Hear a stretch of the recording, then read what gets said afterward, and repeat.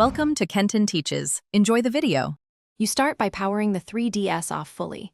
This protects saved data and the card.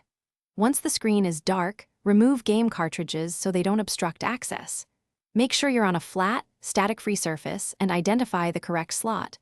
Older models use the battery area, newer units have a side slot.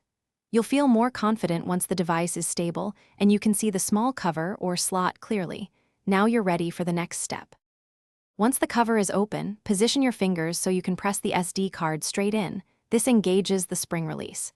You should feel a soft click. That's the mechanism unlocking the card.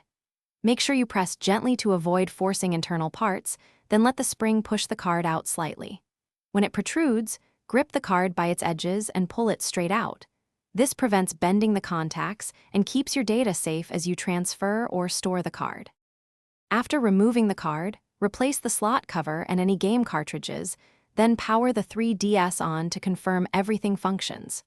If you're storing the SD card, use an anti-static sleeve or a labeled case to prevent scratches and mix-ups.